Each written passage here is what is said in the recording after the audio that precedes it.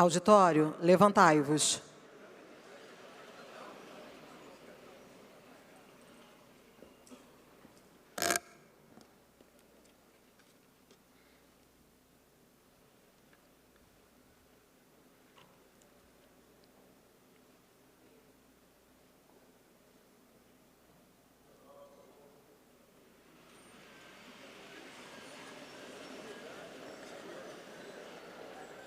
Daremos início ao segundo painel de palestras com o tema Emprego de Drones nas Forças Armadas. Convidamos o moderador e os palestrantes deste segundo tema a ocuparem seus assentos no palco.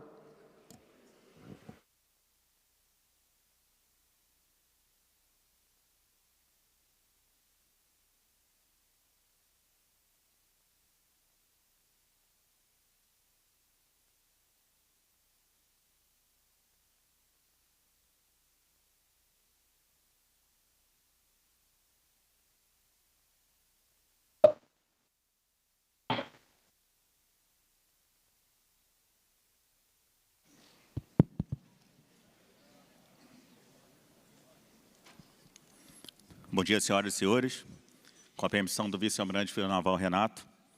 Então, dando prosseguimento ao primeiro workshop militar de emprego de drones do Corpo de Fuzileiros Navais, abordando o tema sobre um vetor essencial no combate moderno e que representa um avanço decisivo na capacidade de vigilância, reconhecimento e apoio às operações.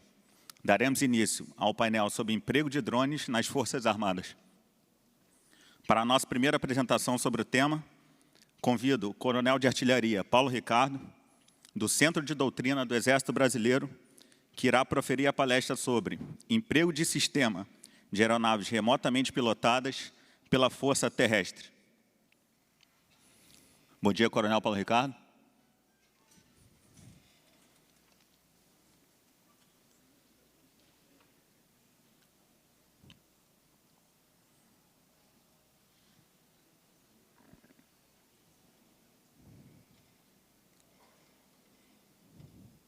Bom dia, Coronel.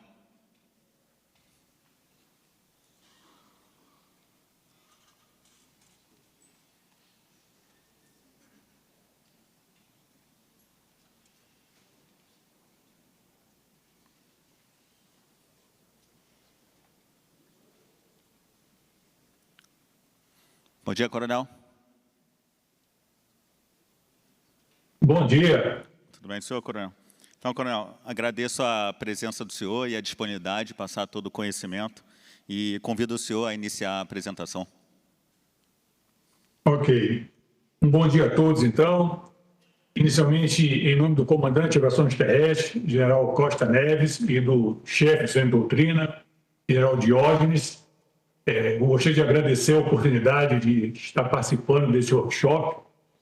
E é sempre muito importante discutirmos este assunto entre as forças e outras entidades, né, que têm o emprego desses sistemas entre as suas atividades. Eu não estou presente aí por conta de outras atividades, mas nós temos um representante do Centro de Doutrina aí na plateia, o Coronel dos Anjos, e ele também poderá colaborar e trazer qualquer questionamento dos senhores aí que não seja feito de imediato, mas ao longo do evento ele poderá recolher essas dúvidas e trazer para nós aqui debatermos e depois apresentar as nossas considerações sobre o tema. Eu vou iniciar então compartilhando a apresentação. Estão recebendo aí? Sim, senhor, Coronel. Ok. Bom, então, dentro do que foi apresentado, o nosso objetivo será verificar os SAPs na Força Terrestre. Inicialmente, nós temos já aqui como um embasamento, né, de nivelamento de conhecimento. No Exército, nós procuramos adotar a denominação de SAP, né, referindo-se a sistemas aéreos remotamente pilotados. O drone, né, como mais comumente é empregada aí por diversos órgãos e elementos, quer sejam civis e militares, nós consideramos o drone como todos os sistemas robóticos, não apenas os aéreos. Então, nós procuramos aí dentro desse primeiro conceito, sempre que eu falar de SARP, então, se refere aos drones aéreos. Nosso objetivo aqui, então, é apresentar aspectos doutrinários sobre o emprego desses sistemas pela Força Terrestre. Um sumário aqui com 8 tópicos que eu vou procurar passar dentro do nosso tempo previsto. Vamos apresentar uma introdução, uma tabela empregada pelo Exército, os sistemas que nós temos hoje em uso pela Força, as nossas explicações doutrinárias, alguns resultados que nós já tivemos conhecimento, que estão colaborando com nossos estudos daqui para frente. Há questionamento sobre o emprego centralizado ou descentralizado, que vem também dessa expressão doutrinária. As estruturas que nós estamos observando para a operação desses sistemas, um documento que nós elaboramos com as normas operacionais e uma conclusão. Então, como um histórico aqui, apesar de ter muita coisa escrita aí, como a palestra depois ela fica aí disponível para todos os elementos, eu não vou ficar batendo um a um aqui. O que está em vermelho é o que eu vou procurar destacar. Então, já em 1978, no Manual de Busca de Alvos de Artilharia de Campanha, já se fazia menção ao emprego dos SARPs, dos drones na época. Então, algum visionário, naquela época, já colocou esse vetor como um dos elementos a serem empregados para a busca de alvos da artilharia. Ao longo do tempo, nós temos aí vários acontecimentos, quer sejam internos à força, quer sejam externos também, onde nós procuramos estar acompanhando e participando da introdução desses vetores, não só no Exército, mas em todas as Forças Armadas brasileiras. A primeira obtenção de SARP efetivamente pelo Exército foi na época dos grandes eventos, foram adquiridos 5 sistemas Horus 100, de uma empresa, ela hoje não existe mais, era uma empresa lá de São José dos Campos, e esses sistemas eram classificados como de categoria 1, eram um sistema portáteis, transportados e operados por 2 militares, asa fixa, e tiveram um grande papel na introdução desses sistemas na Força Terrestre, uma vez que foram vetores de desenvolvimento de doutrina e de experiência para a Força Terrestre. Depois, ainda em 2014, foram obtidos para operar no Haiti, pelo COTER, 2 sistemas Phantom 3 de categoria 0, que também foram muito importantes lá nas atividades do Brabate, naquela região de patrulha, nas cidades lá, no desenvolvimento das missões do Brabate. Temos aí vários documentos, diretrizes emanadas pelo EME sobre a obtenção, sobre projetos e tudo mais.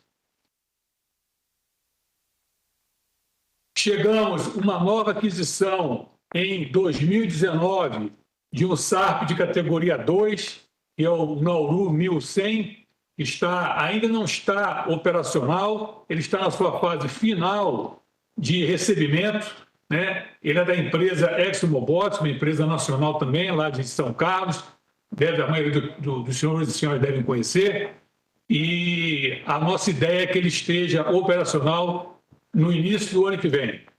Durante o processo de recebimento aconteceram alguns problemas e a empresa está resolvendo esses problemas e a nossa intenção é que ele se torne operacional, então, a partir do início do ano que vem. Esse equipamento está hoje operando em Taubaté, baseado em Taubaté. Nós tivemos em 2021 a desativação do SARP Horus, que ele foi comprado lá em 2013, e agora nós tivemos em 2022, a obtenção de sistemas de categoria 0 e categoria 1, sistemas da DJI, o Mavic 2 e o Matrix 300. elaboramos em 2023 uma norma operacional, que eu vou falar um pouco dela mais ao longo dessa apresentação. Tivemos uma previsão de obtenção de sistemas de munição remotamente pilotadas em 2024, que não se concretizou, e o programa agora, a previsão é que ocorre em 2026. Os sistemas de munição remotamente pilotada são as famosas, né, munições vagantes, Reuter Munitions, o drone kamikaze, como tem várias nomenclaturas para elas, e que o Exército resolveu separar, né, classificar de forma diferente esse tipo de sistema. Então, nós temos os SAPs e nós temos os SMRP.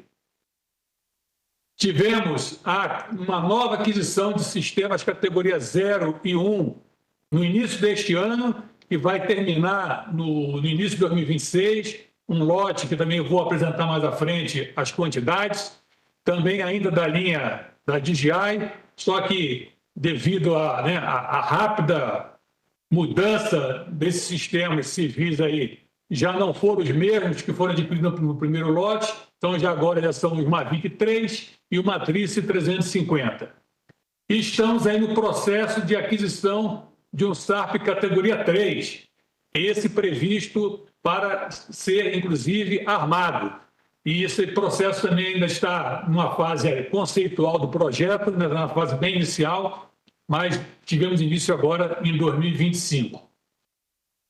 E agora estamos, como última atividade aí neste ano, nós estamos com uma minuta de um manual de campanha, emprego de SARPs, né, que vai ser editado inicialmente na forma experimental. Está correndo todo o nosso sistema de doutrina, recebendo críticas, e nós pretendemos que ele seja divulgado oficialmente, né, no início de 2026, lá para março de 2026, e deverá sendo colocado aí à disposição da Força Terrestre.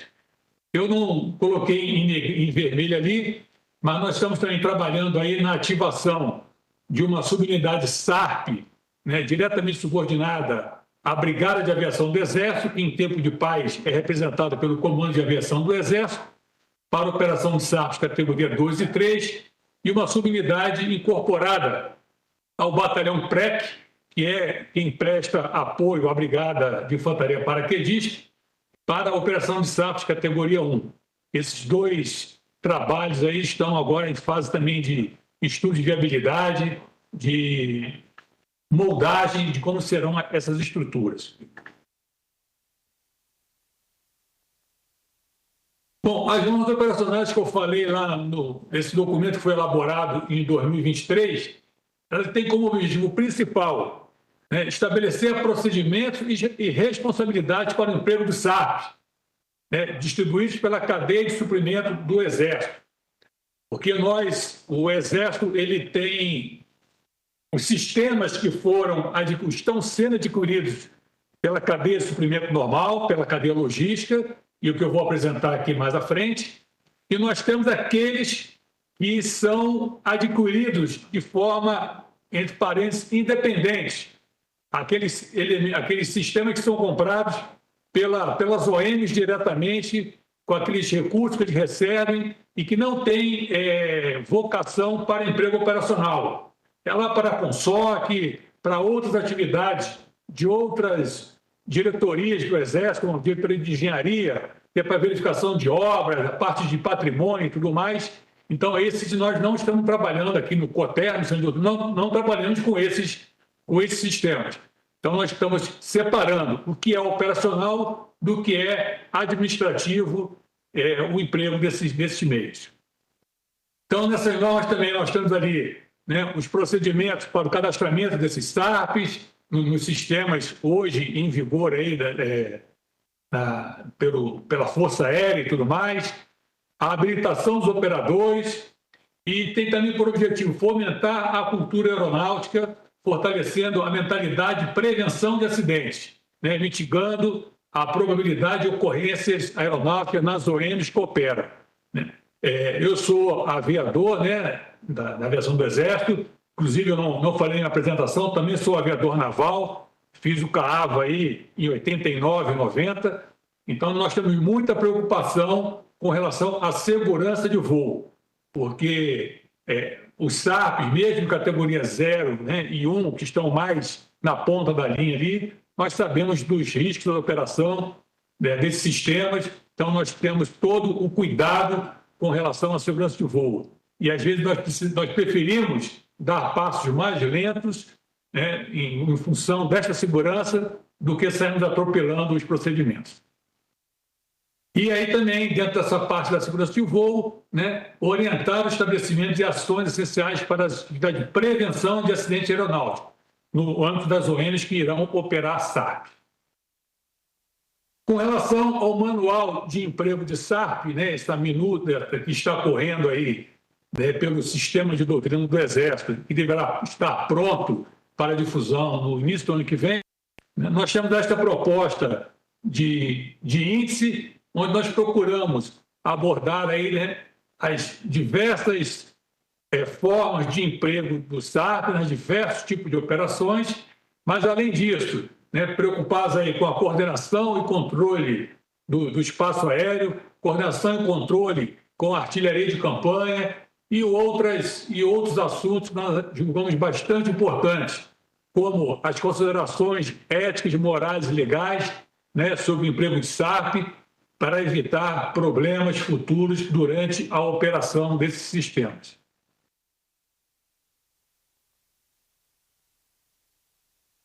Com relação à classificação dos SARPs, nós elaboramos um último documento que foi esta CONDOP, né, que são as Condicionantes Doutrinárias e Operacionais, número 1 de 2025.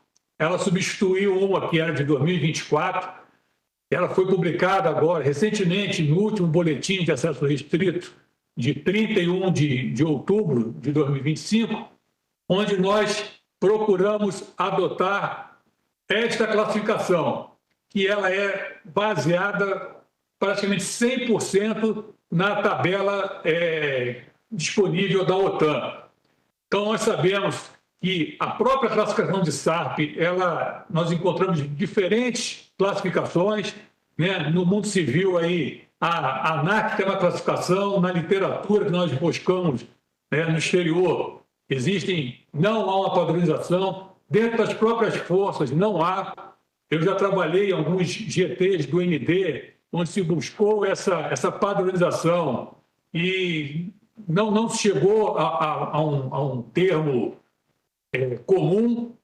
Então, a classificação que o Exército adota hoje, né, desde o dia 31 de outubro, é esta daí, onde nós procuramos trabalhar basicamente, né, atualmente no Exército, dentro dos SARPs de nível tático, aqueles que vão apoiar até a FTC, quer seja ela, a Força Tarefa Componente, quer seja ela nível Corpo de Exército ou Divisão de Exército, e temos, então, as categorias de 0 a 3, onde nós vamos fazer, onde está o foco do nosso trabalho aqui na doutrina e, de maneira geral, no Exército, as obtenções que nós procuramos buscar nesse primeiro momento. Dentro do que já foi falado, e como eu já apresentei lá na introdução, os SARPs hoje, os sistemas hoje disponíveis no Exército, são esses aí. Dentro da categoria 0, nós temos os Mavic 2 e agora iniciando com o Mavic 3. E dentro do categoria 1, nós temos os Matriz 300 e 350. Para a categoria 2, nós obtivemos um sistema A3 aeronaves, que é o Nauru 1000C. Ele é um sistema que tem, né, suas limitações, né, mas tem buscado atender dentro daquilo que nós visualizamos como categoria 2, ele está bastante enquadrado nas nossas necessidades. Para a categoria 3, como eu falei também inicialmente, nós estamos no projeto inicial ainda na fase documental e o principal objetivo é adquirirmos os sistemas que tenham a possibilidade de receber armamentos. já dá um salto qualitativo no emprego desses sistemas. Então, a situação atual de distribuição dos sistemas hoje no Exército é essa daí. Nós temos um sistema Nauru 1000, né, em Taubaté, operando junto ao primeiro BAVEX. Nós temos elementos, os Matrice 300, que foram inicialmente obtidos. Estão 4 lá em Taubaté ainda, deverão ser redistribuídos. Nós temos 2 na bateria de busca de alvos. E dentre os sistemas que foram obtidos, nós vamos adquirir 6 sistemas que serão distribuídos para os batalhões de inteligência militar, para o Comando de Operações Especiais e para a Brigada de Infantaria Paraquedista. Nós temos, dentro dos sistemas de categoria 0, a primeira leva foram distribuídas para a Brigada de Infantaria Aeromóvel, a 15 Brigada de Infantaria Mecanizada, a 23 Brigada de Infantaria de Selva, a primeira Brigada de Infantaria de Selva e o Centro de Instrução de Operações Urbanas. A nova leva está sendo adquirida, né, foram 135 sistemas Mavic 3, que nós vamos distribuir para diferentes organizações militares e não caberia aqui destrinchar todas elas. Com relação à formação do nosso pessoal, os SAFs de categoria 0, que são operados por cabos e soldados, basicamente, eles serão formados dentro do sistema de instrução militar. Os comandos militares de área enviarão para o Centro de Instrução de Aviação do Exército militares graduados, praças ou oficiais, que serão os elementos multiplicadores nas diferentes organizações militares. Já o SAF categoria 1, 2 e 3, haverá cursos específicos, ou já há cursos específicos para esses operadores também no CIAVEX, que foi determinado pelo Estado-Maior do Exército como o elemento centralizador da formação. Com relação às expedições doutrinárias já realizadas, foram realizadas por 3 brigadas no ano de 2023. Né? Inicialmente, nós fizemos essa expedição doutrinária distribuindo os sistemas ao nível comandante de pelotão, eles foram descentralizados, e os de categoria 1 foram centralizados, os 4 que nós tínhamos foram centralizados em uma seção de operação SAF-CAT-1, que ficou a nível de comandante de ON e a nível de comandante de brigada. O material foi o Matrice 300 e o objetivo principal foi verificar o emprego desse sistema o mais descentralizado possível. O que foi observado nessas experimentações? Particularmente que a operação do sistema por um militar que já tem uma função ali no pelotão, ela é prejudicada, sobrecarrega este militar. E também o problema do comandante de fração, quando ele quer assumir o comando e ficar observando ali as imagens que são geradas pelo sistema. Foi orientado por uma brigada lá a criação da função de um observador,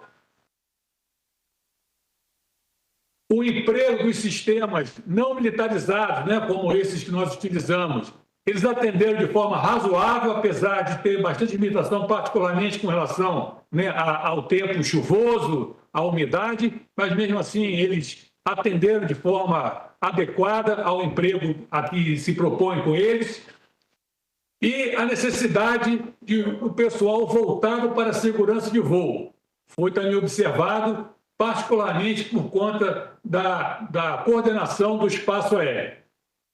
Com relação ao CAT-1, né, os resultados apontaram que a centralização que foi realizada dos sistemas em uma seção dedicada, que era designada para apoiar determinado elemento de escalão de manobra, se mostrou bastante factível. Com relação ao emprego centralizado ou descentralizado, foi comentado, acho que no primeiro bloco ali, rapidamente, e também é o nosso dilema, até certo tempo atrás.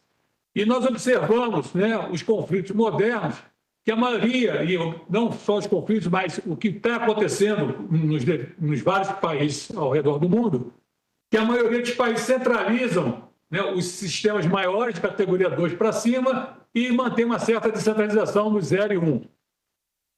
A Ucrânia e a Rússia adotaram uma centralização bastante forte, criando, inclusive, ONs e comandos específicos para a operação desses sistemas. Os Estados Unidos, ele iniciou recentemente um trabalho, né, de maior distribuição dos SAFs categoria 0 e iniciou descentralizando esses sistemas. Mas na CORE 24, que é exercício combinado do Exército Brasileiro com o Exército Americano, já em 2024, na APA, eles já mostraram que estariam voltando a uma maior centralização desses sistemas também. Aí, rapidamente, um quadrinho aí com vantagens e desvantagens de você centralizar ou descentralizar os sistemas. E na nossa análise aqui, a maior vantagem do meio centralizado, apesar que saiu, me desculpem, saiu equivocado ali o quadrinho, né? A descentralização ela tem uma maior vantagem na presteza do atendimento às demandas, uma vez que o elemento ali ele tem o sistema na mão, ele usa quando quer, emprega quando quer, então, logicamente, tem uma maior agilidade no emprego do meio a seu favor. Então, desculpem, saiu ali o errado, a gente tinha que ter um maisinho ali no descentralizado. E com relação a isso aí, o Centro de Doutrina está propondo ao Estado-Maior do Exército a centralização dos meios.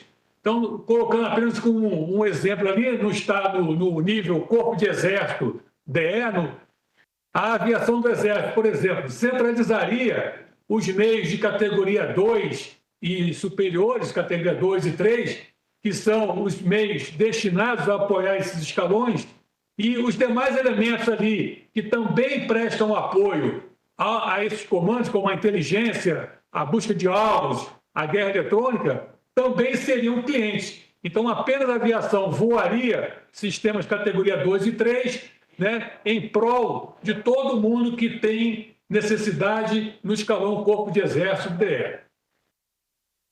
Nos escalões Brigada e Unidade, nós estamos centralizando esses sistemas em pelotões, em grupos, né, de pelotões de sistemas robóticos, já prevendo também, no futuro, o incremento de viaturas terrestres remotamente pilotadas e das munições remotamente pilotadas, os loitering munitions.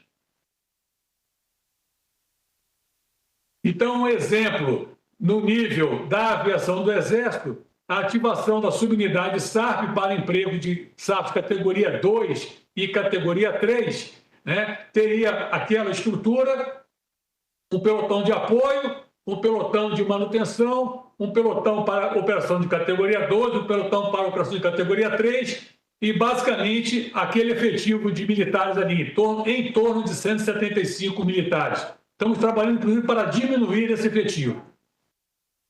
No escalão Brigada, nós teríamos ali um pelotão de sistemas remotamente pilotados, de categoria 1, e a proposta é que a seção, né, de SARP categoria 1 teriam 3 grupos de SARP e um grupo de apoio. Esse elemento para a operação do SARP teria um efetivo de 15 militares. Para o nível unidade, basicamente a mesma coisa. Nós teríamos uma seção de sistemas remotamente pilotados, também no nível ali, damos como exemplo o Batalhão de Infantaria Leve, ficaria dentro da companhia de apoio e teria ali um efetivo também em torno de 15 militares. Como conclusão, meus amigos, nós temos, né, já foi comentado, inclusive no bloco anterior, os SARPs tornados imprescindíveis no combate moderno. Eles impactam no moral, tanto nosso quanto no do inimigo. Né? Há reportes aí da guerra da Ucrânia e da Rússia, em que quando o combatente escuta lá o zumbidozinho de um SARP, ele já imagina que a chance de sobrevivência é muito pequena. Então, logicamente, é um fator psicológico que abala tanto o inimigo, e no nosso caso, a gente saber que conta com esse apoio, logicamente, também fortalece o nosso moral. A rápida evolução do material da doutrina de emprego, né, estamos sempre correndo atrás do prejuízo. A padronização da classificação facilita as aquisições. Nós temos problema no Exército que há muita gente querendo ter iniciativas próprias. Então, o Estado-Maior estabeleceu que o projeto de SAP centralizado é a partir do 2, então de 2 para cima está centralizado na aviação do Exército. Agora, o 0 e 1 está disseminado pelos diversos projetos estratégicos. Isso tem causado alguns problemas de comunicação, e às vezes os projetos querem comprar, né, o que acham que é melhor para eles, e isso aí, logicamente, dificulta a parte da logística. Nós estamos trabalhando e essa situação deverá ser revertida para que se crie um projeto único. Desde o 0 até o 3, haverá um projeto único para a obtenção e aquisição desses sistemas. A centralização otimiza a implantação, né, porque facilita também a padronização, a racionalização do emprego dos meios, a formação do pessoal e tudo mais. Eles podem apoiar todos os escalões da Força Terrestre, sem, contudo, serem orgânicos desses escalões. É aquele princípio lá que eu falei da aviação, ela centraliza os equipamentos de categoria 2 e 3 e apoia todos aqueles outros elementos que teriam necessidade ou que têm necessidade dos produtos desses sistemas. Eles devem ser encarregados como meios complementares aos já existentes. Então, muitas vezes a gente ouve falar, não, porque o SAP ele vai substituir o helicóptero, não vai ter mais helicópteros de ataque, não vai ter mais helicóptero disso, daquilo, não vai ter mais avião para isso, para aquilo. Não, eles são complementares. Há situações em que eu não posso abrir mão de um meio tripulado. E o Exército entende que precisa ampliar suas capacidades com o emprego de SAP e vem adotando medidas para acelerar esse objetivo. E alguns desses estão sendo tomados este ano e, particularmente, de um mês para cá, houve uma reunião que envolveu o comandante do Exército, o chefe de Estado-Maior e o comandante de operações terrestres, onde foi tratado especificamente deste assunto, de como nós devemos conduzir os trabalhos a partir de agora para a implantação desses sistemas no Exército. E esse assunto será debatido na próxima reunião do Alto Comando do Exército. Bem, meus amigos, desculpe ter ultrapassado um pouco o tempo aí. Eu agradeço a oportunidade e fico à disposição, né, no período dos debates para qualquer questionamento. Mais uma vez, obrigado a todos. Muito obrigado, Coronel Paulo Ricardo. Participo que ao final do quarto painelista faremos um breve período de debate. Dando sequência ao painel, convido o Coronel Aviador Moura, subcomandante do Centro Conjunto de Operações de Paz do Brasil, a proferir a palestra sobre emprego de drones na Organização das Nações Unidas, alinhamento estratégico e experiências recentes. Coronel Moura, a palavra do senhor. Bom, muito obrigado pela oportunidade de estar a bordo. Eu me refiro agora ao Almirante Renato. É um grande prazer para o militar da Força Aérea Brasileira estar a bordo, servindo hoje o Exército numa atividade da Marinha. Hoje eu me sinto completo. Então, é interessante, no momento que eu estava fazendo a análise de como eu iria abordar esse tema no dia de hoje, eu entendi que nós tínhamos que ter algum tipo de convergência de ideias. Se fosse uma palestra ou uma apresentação que fosse apenas da Força Aérea, seria algo exclusivo e, na verdade, não seria o interesse. E também a voga da minha apresentação é apresentar algo um pouco mais leve, uma vez que a gente tem um dia completo de apresentações, e aí seria uma visão complementar ao que foi dito pelo nosso comandante mais cedo, uma visão, digamos assim, num ponto de vista mais alto dentro da ONU. Tá, então, será que eu consigo passar aqui?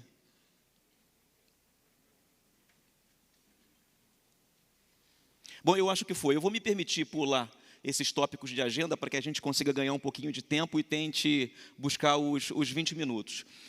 No dia 18 de novembro de 2025, esses 3 documentos estratégicos que pautam a participação das Forças Armadas Brasileiras nas operações de paz, eles foram atualizados. E aqueles que ainda não tiveram oportunidade de terem contato com a Política Nacional de Defesa, a Estratégia Nacional de Defesa e o Livro Branco, eu sugiro a leitura. Como militares das Forças Armadas, a gente não pode deixar de ler esses documentos.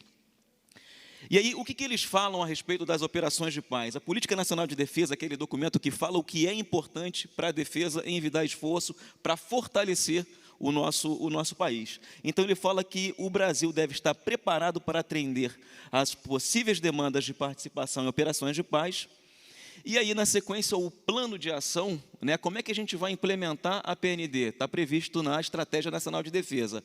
Fala assim, ó, incentivar a presença das Forças Armadas e de contingentes policiais em missões humanitárias e de operações de paz da ONU. E, na sequência, essa prestação de contas para a sociedade brasileira, que é o Livro Branco de Defesa, ele fala assim, que a Marinha do Brasil, o Exército Brasileiro e a Força Aérea Brasileira estão participando de operações de paz distribuídos ao redor do mundo. Tá?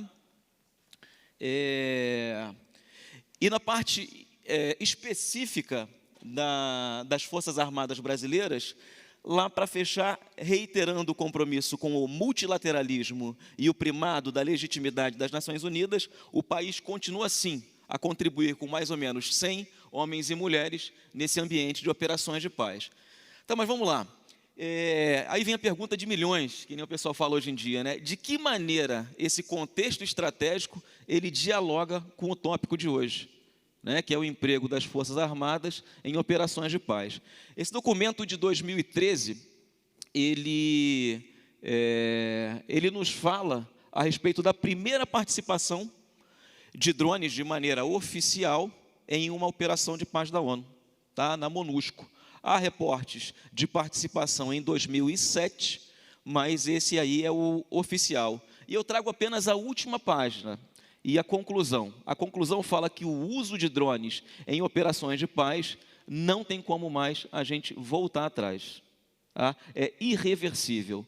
Então, nós militares sabemos que a participação das Forças Armadas em operações de paz servem como um ambiente prático para que a gente coloque a teoria em andamento para aqueles oficiais do posto de capitão e major sem estado maior,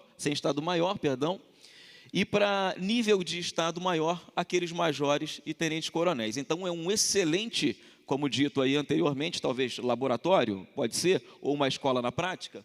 Nós utilizamos sim as operações de paz. E aí, nesse momento agora, eu faço uma transição para a minha experiência como subchefe da célula de drones na MINUSCA, no período compreendido entre os anos de 2024 e 2025.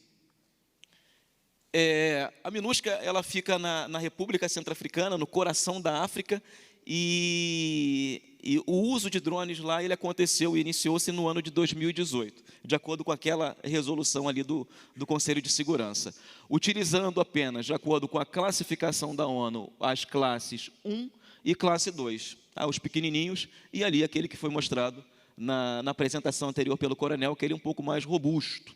Tá? De que maneira era estruturada a nossa seção de drones? 3 oficiais de planejamento e 5 analistas de imagem. Tá? 3 americanos, 1 brasileiro, 1 marroquino, 1 português, 1 oficial de Bangladesh e 1 de Mauritânia. Bom, para dar um pouco mais de cadência, então está aí uma foto. É interessante a gente associar a imagem com a teoria para que a gente veja substancialidade. Então, esse aí é um dia descontraído, no final de semana, como nas missões de paz, todo dia a dia, a gente estava trabalhando em busca de atingir os objetivos do mandato, com muita alegria e muita força de vontade. Então, sentado um Chief Warrant Officer dos Estados Unidos, de pé ali mexendo no celular o sargento Crabb, americano também, e apagando o quadro ali, um sargento de Portugal. O que a gente fazia lá? O chefe era o encarregado, e ele conversava diretamente com a força. E aí faço um parêntese muito importante, que nem estava preparado para falar sobre isso, é extremamente sensível à célula de drones e o tipo de produto que ele apresenta em uma operação de paz. Nós éramos subordinados diretamente ao Force Commander. Tá? Na sequência, ali o UAS Plans era o Chief Bonner, ele fazia o planejamento futuro das operações de paz, e eu, UAV Plans, fazia o planejamento do voo de acordo com a minha área de expertise, a programação de cada missão. E na sequência, os analistas de imagem pegavam o produto, decodificavam aquela informação e ofereciam o melhor resultado possível para a força, e quem solicitasse também. Então, basicamente, os objetivos do programa, apesar de todas essas linhas, eles eram empregados para proteção de civil, que a gente fala no meio da ONU, que é POC, e também para a proteção da força, tá? Dos nossos militares desdobrados no terreno. E aqueles que não estão ali achorados são basicamente relacionados aos tópicos acima. E é interessante, para aqueles que serão desdobrados, né, Marinha do Brasil, o Exército Brasileiro, a Força Aérea, nós temos meios disponíveis no UNPCRS. Se nós vamos ser usuários dos drones, ou se nós vamos empregar os drones, é interessante conhecer que existe a possibilidade de aquele material que é do contingente, e ele é reembolsado de acordo com o manual da ONU. Existe aquele material, aquele tipo de drone, classe 1 ou 2, que é de propriedade da ONU, e na minúscula ficava debaixo do FTS. E existe também aquilo que é contratado.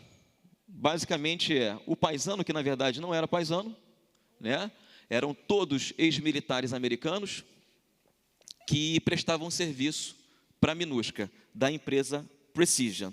Cada um tem a sua vantagem e a sua fraqueza. E aí depende do ponto de vista de cada um e da observação detalhada.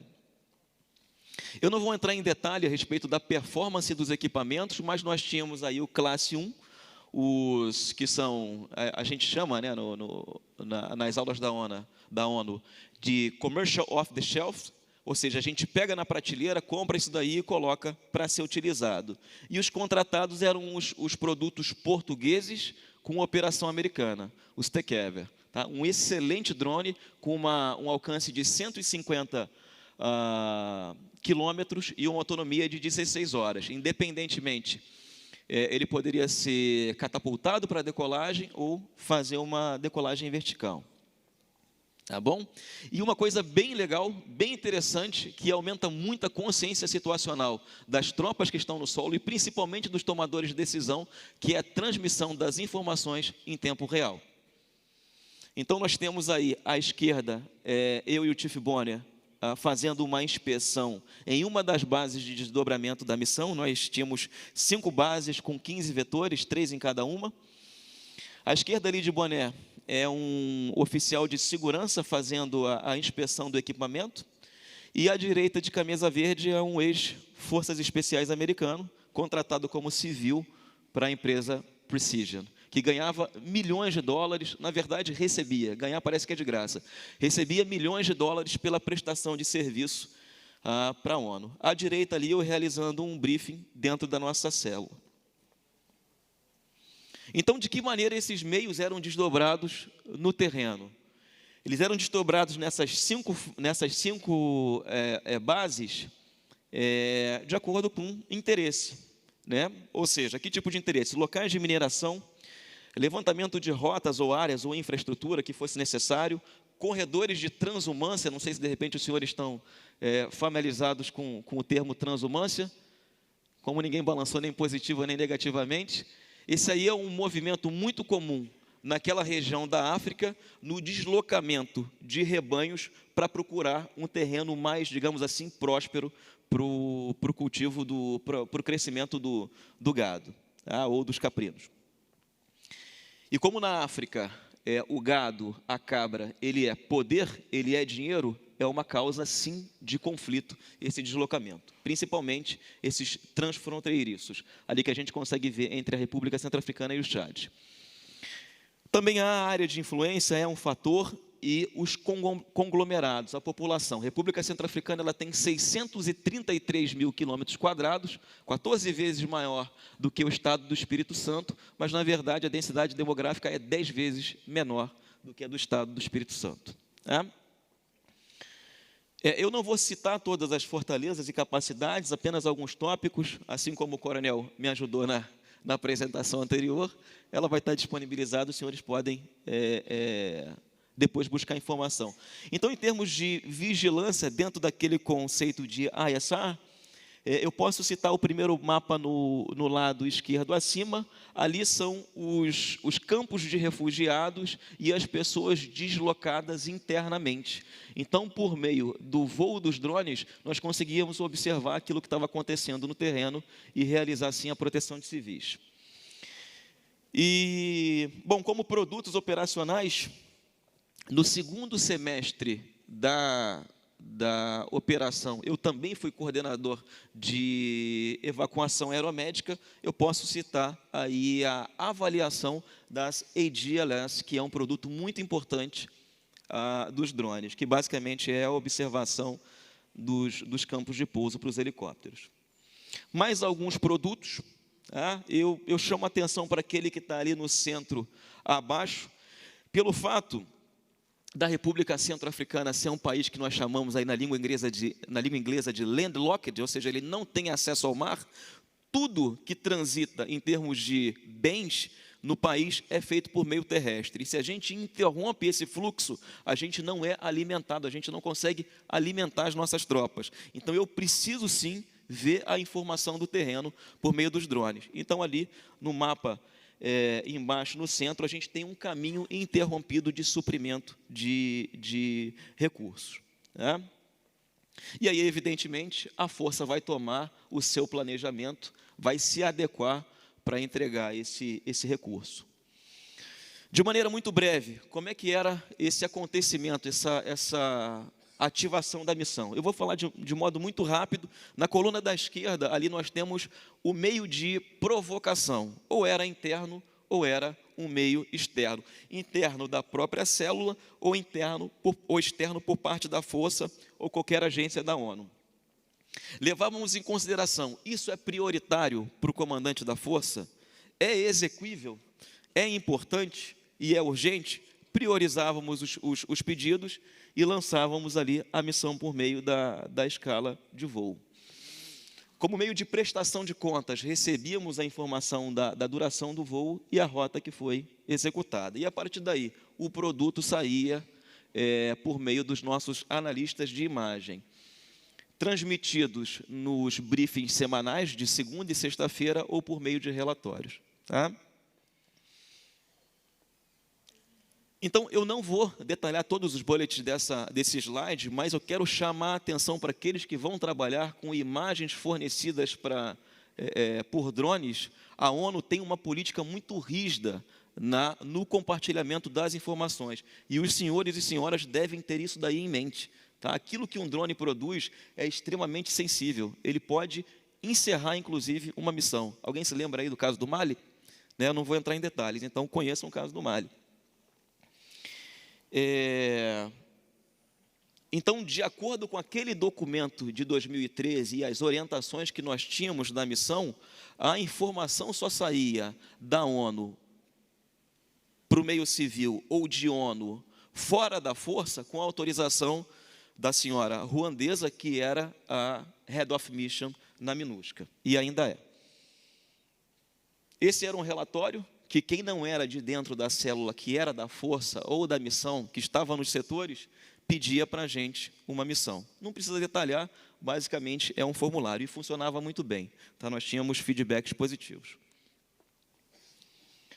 Alguns feitos, alguns tipos de vitórias que nós tivemos, além daquilo que era o projeto dos drones. Realizamos missões de busca e salvamento, vigilância e reconhecimento, resposta a desastres, patrulha de fronteira e segurança e locais de mineração. E aí eu faço um parêntese, a gente já passou dos 15 minutos, mas acho que a gente não passa dos 20.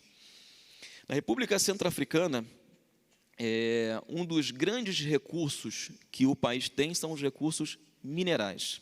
Tá? E nós temos um grupo, eu não vou entrar em detalhes, todos já conhecem, um grupo mercenário que atua na Europa, num país muito grande, e que tem uma influência enorme no governo local. Nada que eu estou falando aqui é reservado. Tá? Ele está ostensivo nos relatórios, inclusive, da ONU. Alguém tem noção, algum dos senhores teria noção, mais ou menos, quantos dólares eles conseguem extrair de uma mina de Bambari em ouro e diamante? Alguém poderia fazer um comentário?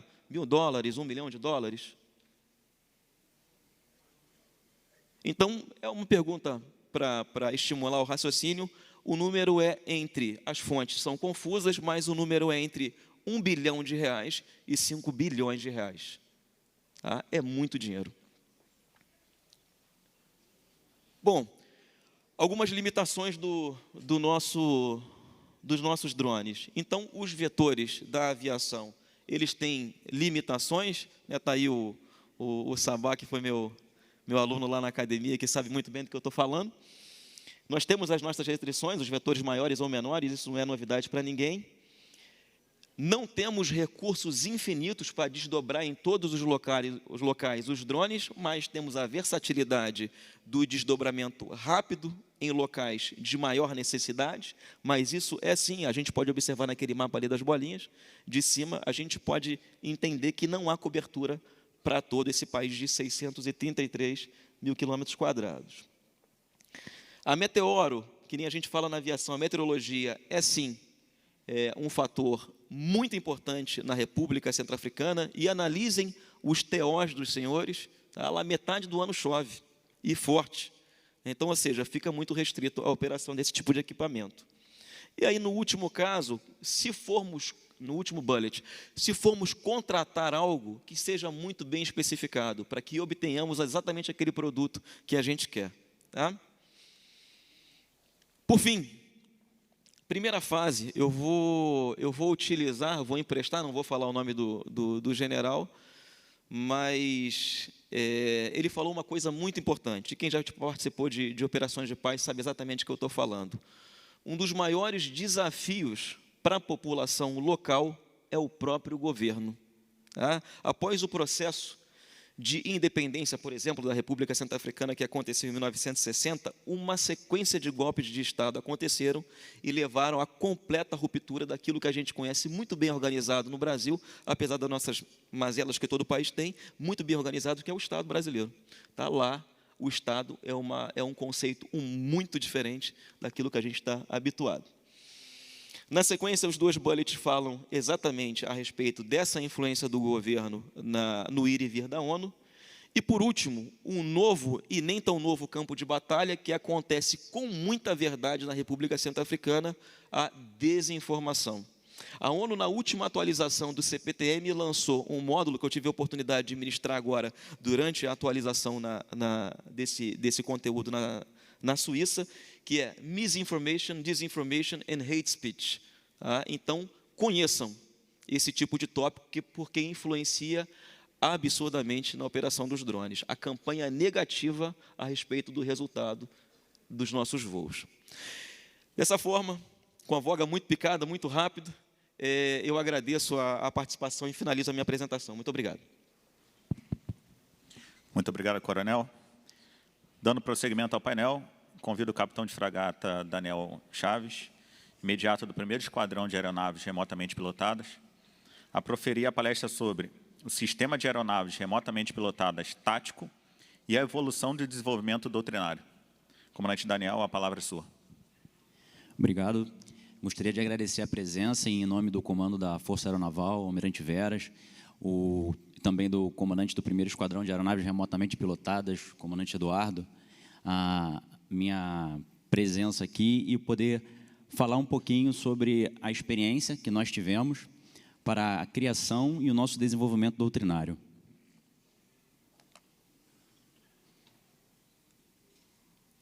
Então, já abordei aqui qual vai ser o meu objetivo. Eu vou tentar fazer uma passagem bem leve aí, mas também passar a experiência do operador, né, do Scanigo, foi a nossa primeira aeronave. Os desafios que nós tivemos para desenvolver, adestrar e continuar crescendo, porque, como todos já falaram aqui, é um nicho que está em constante desenvolvimento e, se a gente ficar parado, a gente é suplantado. Então, vou seguir esse seguinte sumário, né, a implantação do esquadrão.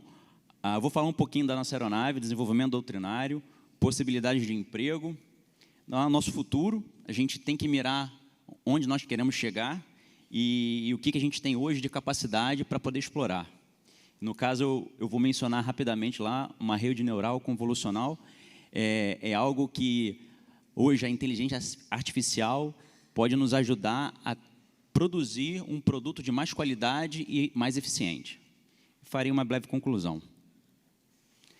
Então, assim, a nossa implantação, apesar de ser uma aeronave remotamente pilotada, teoricamente um sistema mais simples, eu botei essa foto aqui só para ter uma noção. Para operar apenas 6 aeronaves, a quantidade de material que foi necessário embarcar e a gente criar toda uma doutrina, todo um mecanismo de manutenção e de operação desse meio novo, que a gente, cada dia que passa, vem descobrindo novas formas e maneiras doutrinárias de operar a nossa aeronave. Então, iniciou em 2019 com o grupo executivo. Na sequência, em 2021, a criação do núcleo de implantação. Os senhores relembram, né, desse foi um período que todo o país, né, todo mundo vivia lá a pandemia, então foram diversos desafios para que fosse implantado uma nova unidade aérea. Mas, apesar de todo esse esforço, né, foram feitas obras, a parte logística que é bem impactante em todo esse processo, recebimento, catalogação. Em 27 de junho de 22, foi dado início, na Base Aeronaval de São Pedro da Aldeia, os primeiros voos. A nossa formação no esquadrão foi feita junto ao fabricante da aeronave, que é uma empresa subsidiária Boeing, a Incito, que fica nos Estados Unidos. Então, tanto oficiais quanto praças foram cursar lá nos Estados Unidos para aprender a operar e fazer a manutenção dessa nossa aeronave. Em 5 de julho de 22, foi feita a nossa ativação e, praticamente 1 ano e meio depois, a gente estava realizando o início das operações embarcadas do navio Patrulha Oceânico APA. Por favor, o vídeo.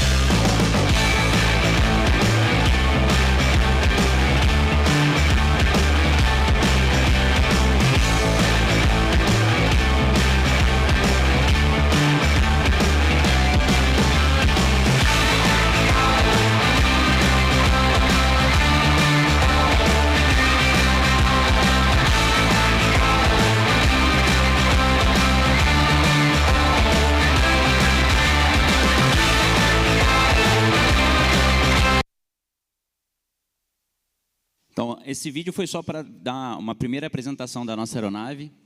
Nossas capacidades ali foram demonstradas. E como já foi falado aqui em apresentações anteriores, a gente fala muito em aeronave remotamente pilotada, mas é muito mais um sistema. A gente tem que entender como um sistema.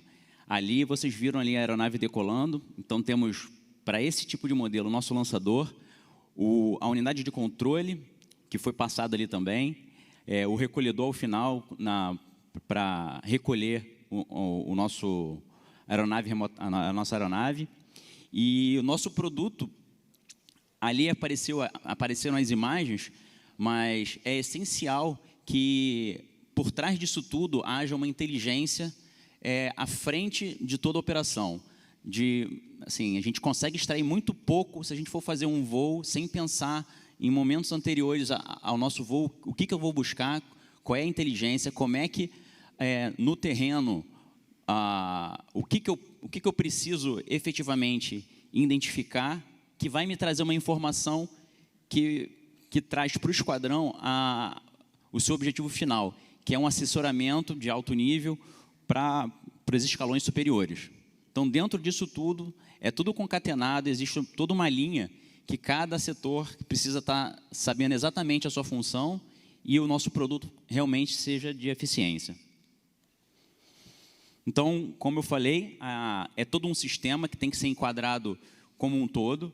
Existe a aeronave, mas também a estação de controle, o nosso lançador, o recolhedor e as antenas. Se um desses tópicos não estiverem funcionando, a gente acaba sendo impedido de fazer o voo e produzir um resultado final. Eu vou explorar aqui algumas características básicas da nossa aeronave. Nós temos um total de 6. É a mesma aeronave, mas tem 2 capacidades diferentes. Eu tenho 3, que elas são exclusivamente para fazer voos diurnos, e 3 que elas fazem tanto voo diurno quanto noturno.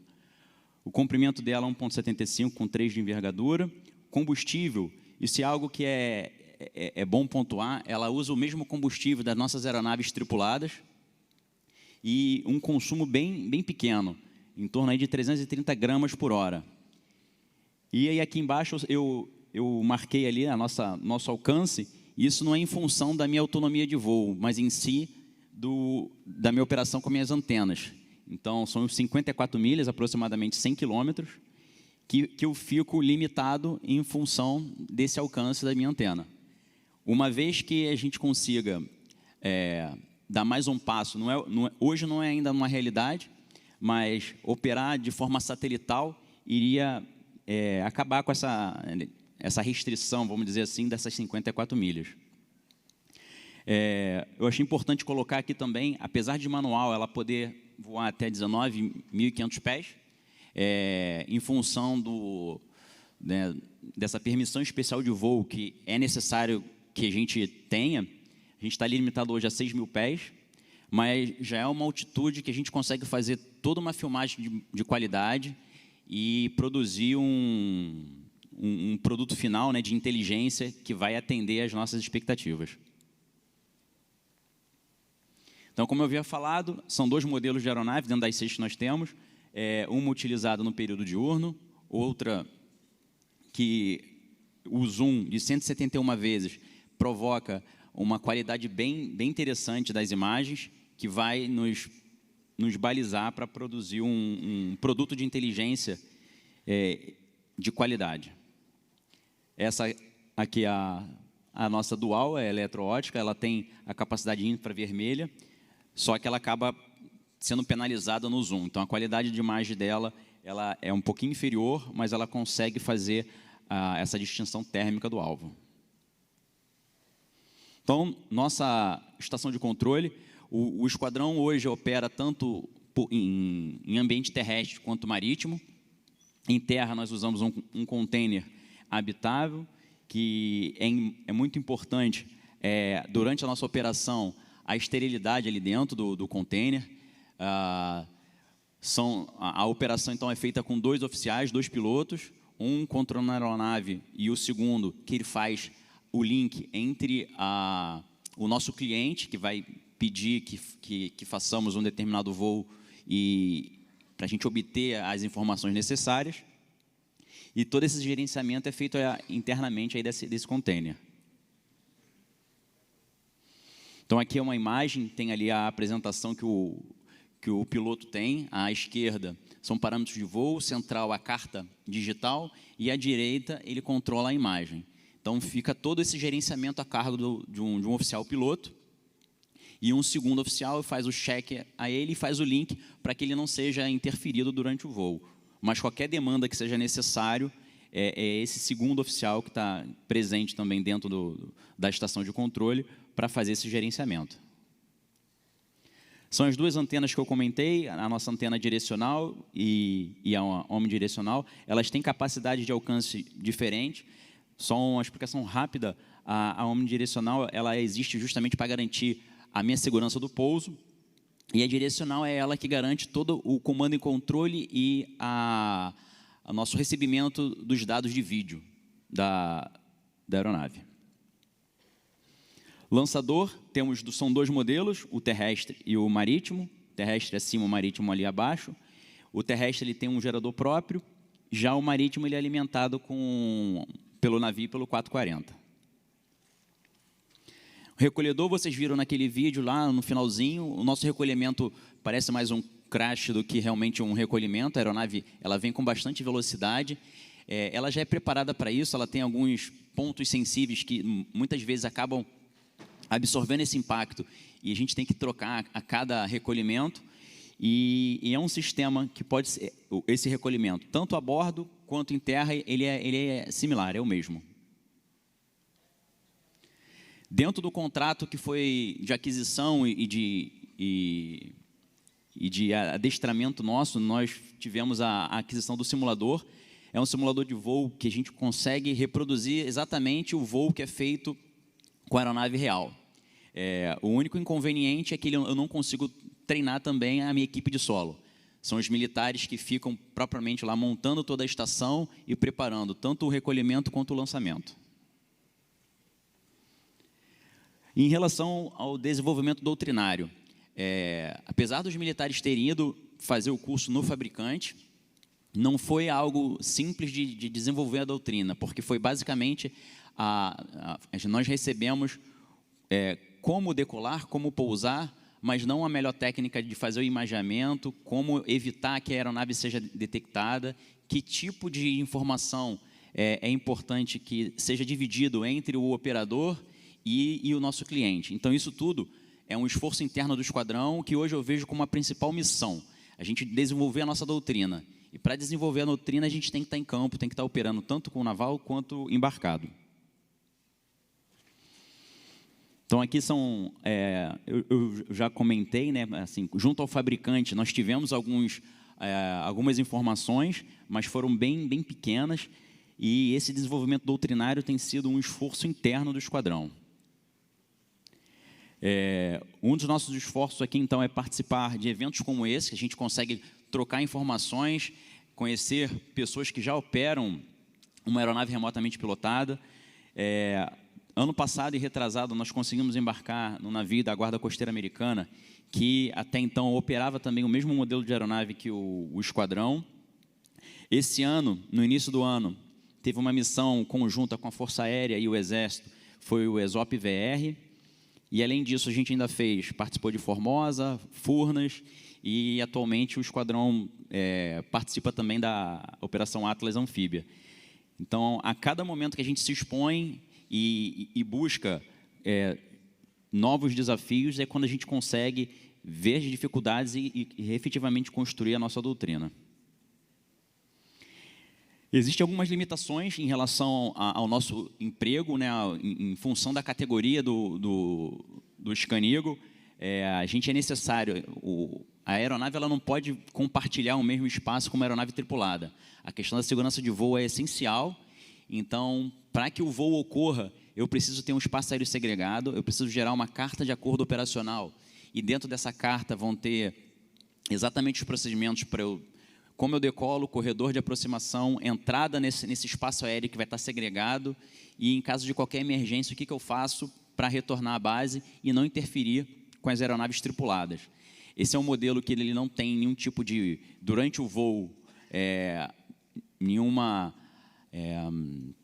desvio autônomo da aeronave, e como ela tem uma silhueta bem pequena, muitas vezes é difícil uma aeronave tripulada conseguir identificá-la e desviar. Então, esse é um dos motivos da gente precisar de um espaço aéreo segregado para operar o Scanigo.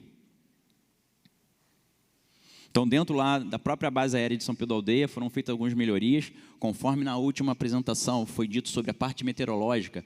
A gente é bem sensível a ela, então nós compramos uma estação meteorológica para o piloto estar ali a todo tempo, vendo as condições de vento, condição de pressão, como é que a meteorologia vai se comportar. Dependendo do voo, eu tenho que recolher ela antes. Se eu recolher ela sem gastar todo o combustível, ela mais pesada, são inspeções adicionais que eu vou ter que fazer. Então, a questão meteorológica é essencial nesse tipo de operação. Né, em relação ao fabricante, foram informações bem concisas, e a gente vem junto aí a capacitação ao Centro de Inteligência da Marinha e à Força Aérea Brasileira, aprimorando os nossos produtos de inteligência. Né?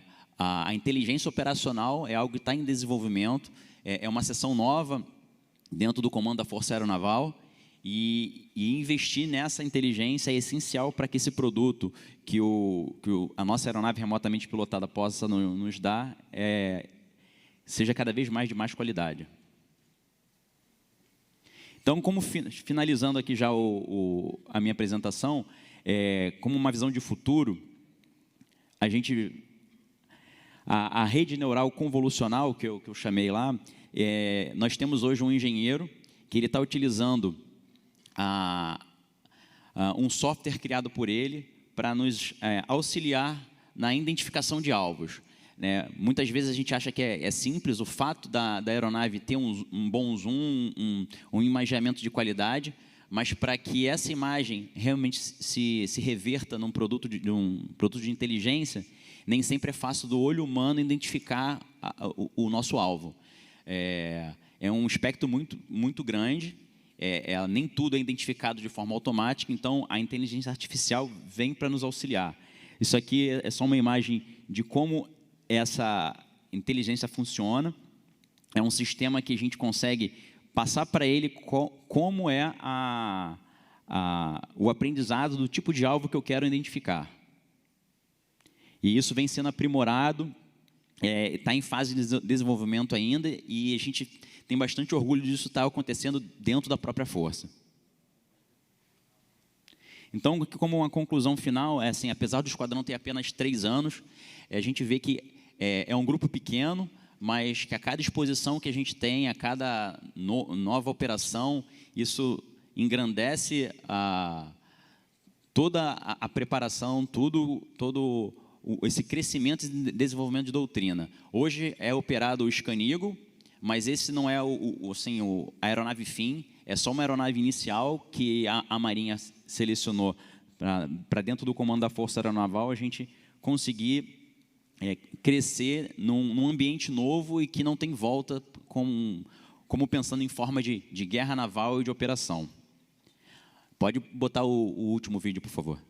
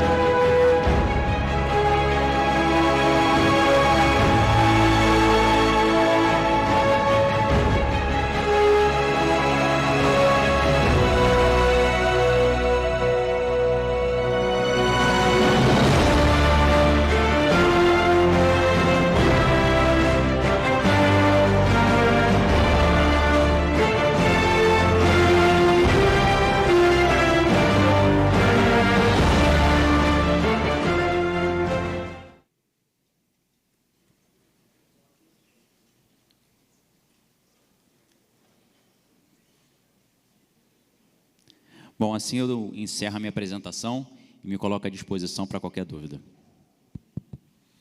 Muito obrigado, Daniel.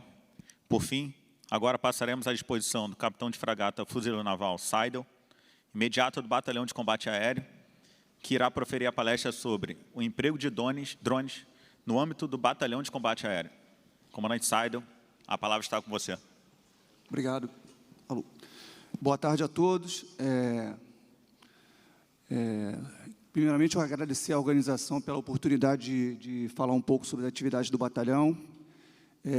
Nada melhor do que encerrar a segunda etapa com a apresentação de drones no meio de fuzileiros navais na Escola de Formação de Fuzileiros Navais. Embaixo, né? Então, o meu objetivo aqui vai ser rápido, apresentar algumas atividades e peculiaridades do batalhão com o emprego de drones. Para isso, eu vou seguir esse sumário. Então, entendendo um pouco do batalhão, no organograma da Marinha, né, ele está localizado dentro do comando de Força Fuzileira da Esquadra, juntamente subordinado com a base do Rio Meriti, operações especiais, Condivilite, Condivanf e Condivirib. E, da mesma forma que o coronel Paulo Ricardo comentou na apresentação dele, o batalhão ele atende todos esses meios operativos quando eles precisam de algum apoio de drone. Então, a ideia do batalhão é sempre se aprimorar nesse apoio de uma forma contínua. Partindo para o emprego do batalhão nas operações, e da estrutura básica de grupamento operativo fuzileiros navais, nós temos aí o componente de combate terrestre, o componente de apoio a serviços de combate e o componente de combate aéreo. O batalhão ele é responsável por nuclear o componente de combate aéreo. E, dessa forma, ele recebe vários destaques, tanto de militares da FAB, do Exército, do Confor Airnave, interagências, tudo isso para poder atender essa estrutura básica do grupamento operativo fuzileiros navais. Então, é uma estrutura complexa. Hoje, o batalhão ele conta com cerca de 320 militares, e essa estrutura ela é formada e o componente de combate aéreo ele é formado por várias estruturas técnicas, bem técnicas, dentro do batalhão. Dessa forma, a gente consegue prover a defesa aeroespacial, coordenar o apoio aéreo aproximado e afastado, prover o controle aerotático de várias formas, principalmente no meio de corredores. Também uma atividade muito importante é operar as bases aéreas expedicionárias. A mais usual é a base de Furnas, tem demandado uma grande faina do batalhão. E também nós temos uma companhia atualmente que opera o SAP. Está ganhando um outro vulto, né? E mais para frente eu vou comentar algo mais. Por fim, planejar e coordenar as ações de resgate tático de pilotos de aeronaves, RTPA. Então, coronel, eu fiz a minha parte aqui da Estratégia Nacional de Defesa. Eu busquei a relevância do assunto nessa publicação e, realmente, eles dão uma ênfase na capacidade dos equipamentos, né, para potencializar as capacidades de força no solo, do ar, e também nas atividades de inteligência, reconhecimento e vigilância. Por fim, eles citam até a importância do sistema antidrone atualmente. Alguns empregos recentes do batalhão. Então, nós temos atuado aí constantemente no emprego da garantia da lei e da ordem, de forma a operar com a inteligência, vigilância, reconhecimento e portes, também ajudar no negar o uso do mar aos grupos criminosos. Essas imagens aqui são da Operação Laje Guia, em final de 23, início de 24, feito pelos nossos equipamentos, também algumas delas com equipamento de Sky Eagle, que foi colocado à disposição no batalhão. Outras imagens também que nós pudemos captar em outras GLO, auxilia também na tomada de decisões, na consciência situacional, como foi falado também pelo coronel Paulo Ricardo. Recentemente, tivemos equipes destacadas no Hospital Marcílio Dias, auxiliando no reconhecimento, na vigilância. Uma das atividades mais empregadas são as atividades de calamidades públicas, no que tange também a Taquari. Nós ficamos lá um bom tempo, operamos com os bombeiros, com as polícias, tentando identificar pessoas isoladas, vias de acesso. Operamos também no BRICS, com equipe, auxiliando as demandas. E, mais recentemente, também na COP30, já com aeronaves de reconhecimento e vigilância. Essa aqui foi a Furnas desse ano, onde operamos aí interagências, apoiando a Polícia Civil, também a capacidade desse imaginamento termal. A operação Atlas Armas Combinadas em Formosa, com os drones sendo lançados para fazer um reconhecimento. E para todo esse tipo de tarefa, nós temos alguns equipamentos. Temos equipamento que foi um Autel Evo, é um equipamento que foi doado pelo IPQM para o batalhão. A autonomia dele e o alcance são pequenos, mas são satisfatórios. Temos o Mavic 2, equipamento também já com um pouco mais de tempo, mas também tem grande atividade. E os dois mais recentes, que são o Mavic 3T e o 30T. A diferença deles é que o Mavic 30T tem um pouco maior de autonomia e alcance, mas a maior diferença é que ele opera em condições mais severas de vento, poeira, chuva, diferentemente dos demais. Também tem um equipamento de produção caseira, que são os alvos aéreos, que podem ser utilizados também para fazer reconhecimento. Já no que tange a cursos e treinamentos, nós temos o treinamento teórico, EAD, que é ministrado pelo CIAM, e a parte prática ela é executada no próprio batalhão. Futuro. Então, o pessoal tem acompanhado a mídia e o batalhão tem se empenhado bastante no desenvolvimento dos drones de ataque. Essas reportagens aí têm ocorrido desde lá da última missão em Formosa, em setembro, e tem empenhado muito, o CFN tem se empenhado muito, os órgãos técnicos também têm ajudado muito o batalhão, e no futuro próximo nós estaremos inaugurando o nosso hangar e apresentando aí todo o nosso trabalho ao longo desses últimos tempos aí. Temos também a necessidade futura de mobiliar a nossa bateria com sistemas antidrones, então já existe um estudo disso, junto com o CTDD, meio doutrinário, de adquirir esses equipamentos também, junto com o CEMAT. Por fim, uma conclusão, vale ressaltar, como todos já falaram, há inúmeras possibilidades de emprego dos drones, então, esses equipamentos eles são... cada vez a gente vai aprendendo mais funções, né? Levantamento topográfico, captação de alvo, então a gente vai aprendendo cada vez mais. A guerra moderna existe cada vez mais o emprego de drones, justamente pelo fato de que quando a gente aplica o drone, a gente evita expor a tropa, evita expor uma aeronave, e auxilia na tomada de decisão e aumenta a consciência situacional. E também vale ressaltar que o Batalhão de Combate Aéreo está alinhado com o cenário mundial, buscando ampliar suas capacidades de emprego de drones. Futuramente já foram adquiridos mais alguns drones 30T, isso aí aumenta a possibilidade do batalhão auxiliar e apoiar as demais unidades do CFN. Então, com isso, eu segui esse sumário, e da minha parte é só, agradeço a sua atenção. Bem, senhores palestrantes, agradecemos toda a experiência passada pelos senhores. As exposições que acabamos de acompanhar deixam claro, nesse ambiente de amplo espectro, que o emprego de drones nas Forças Armadas constitui um multiplicador de combate essencial, ampliando a consciência situacional, como bem falado pelo comandante Seidel, potencializando o apoio às nossas tropas e aumentando a precisão no planejamento e execução de nossas operações em um ambiente cada vez mais complexo. Então, dessa forma, eu inicio o período de debate e vou fazer uma pergunta aberta para cada palestrante. Essa pergunta vai ser uma pergunta única e cada palestrante vai passar a sua ideia.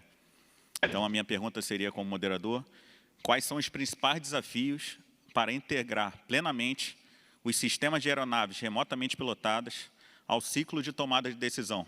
Observar, orientar, decidir e agir.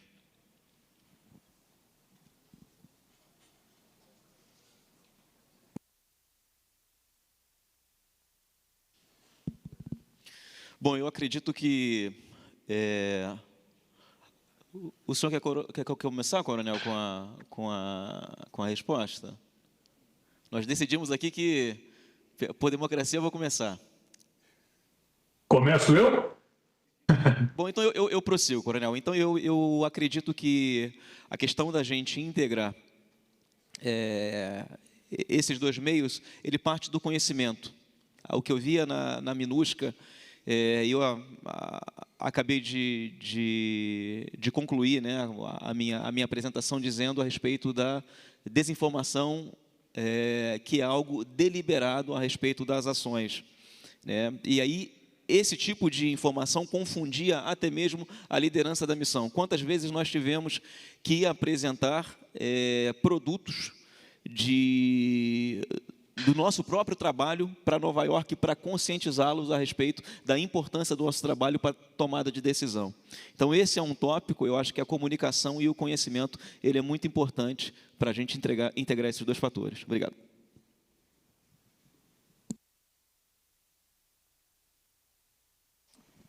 Por favor, coronel, a palavra com o senhor. Ok, eu não tenho ouvido o microfone dos palestrantes, por isso posso ter dado algum ruído nas comunicações aí.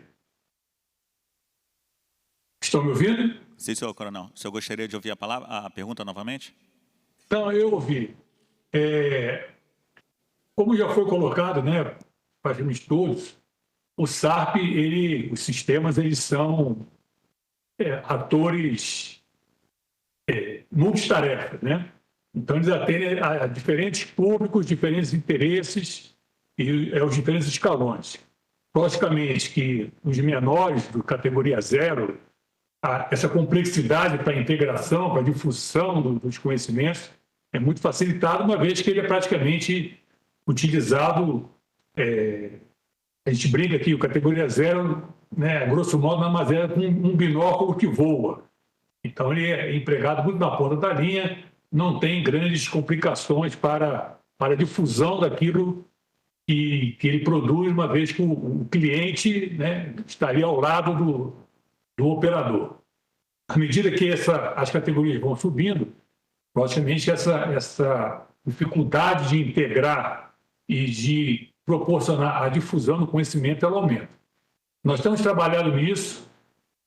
Um dos fatores, particularmente, como eu mostrei aquela apresentação ali, no categoria 2, onde a centralização da operação na aviação do Exército e a difusão, a disseminação dos dados coletados, das imagens, de tudo que pode ser coletado por ele para o escalão apoiado e para aquelas diferentes OMs em que esses dados serão trabalhados, quer seja inteligência, quer seja busca de áudio, quer seja via eletrônica, realmente é um desafio. E nós estamos trabalhando nisso. A nossa doutrina, ela está sendo, né, literalmente escrita na medida que nós vamos operando o sistema, porque mesmo fora, conseguir esse material de apoio é, de certa forma, complicado. Nós temos OALIGs em vários estabelecimentos, né, ao redor dos exércitos no mundo afora aí.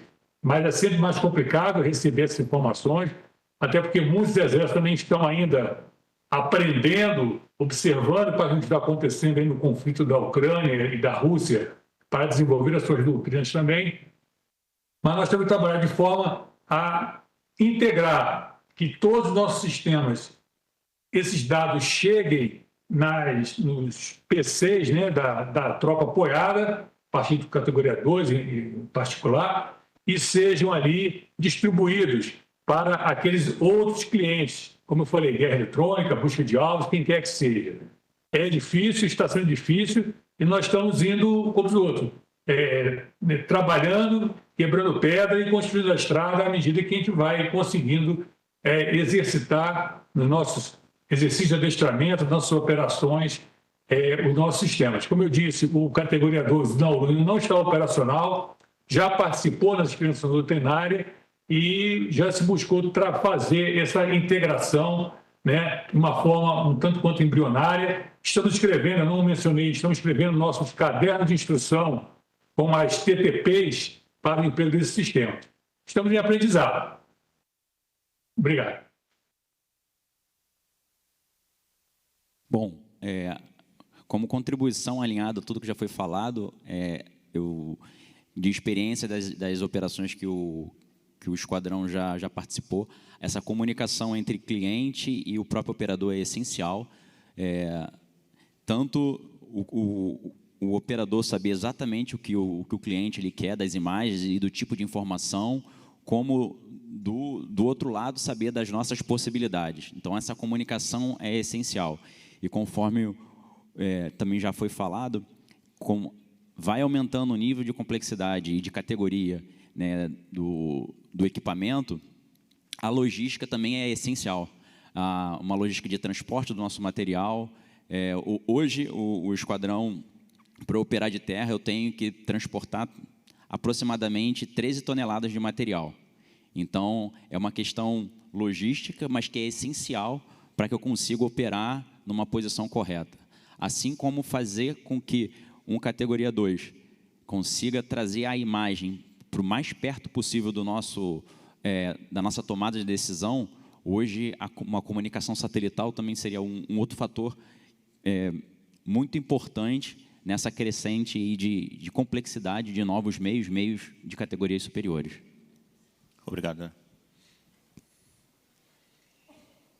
Uma pequena contribuição. Primeiro, eu concordo com o Daniel. Eu acho que, para facilitar a tomada de decisão, primeiro a gente tem que saber onde a gente quer empregar o drone. Então, eu ainda sinto que, resultado da experiência das últimas missões, a gente pode melhorar isso. E melhorando isso, a gente vai melhorar o emprego dos drones, vai melhorar a qualidade dos trabalhos apresentados. Então, a minha contribuição é, se a gente melhorar o serviço de inteligência antes do emprego, com certeza vai melhorar o resultado e vai melhorar a tomada de decisão.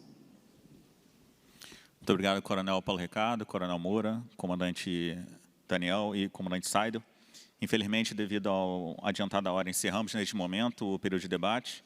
Agradeço a presença e contribuição dos senhores e gostaria de solicitar uma salva de palmas.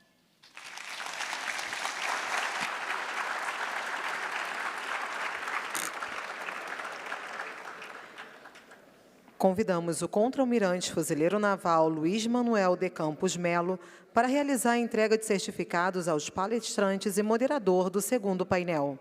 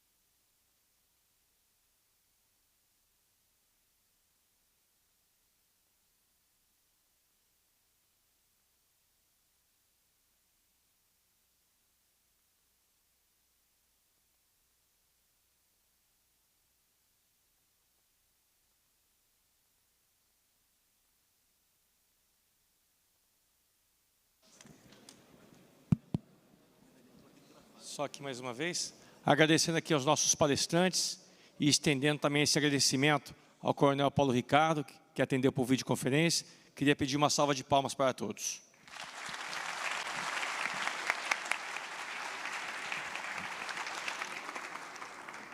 Convidamos os palestrantes a retornarem aos seus assentos. Neste momento, faremos um intervalo para o almoço. Às 13h45.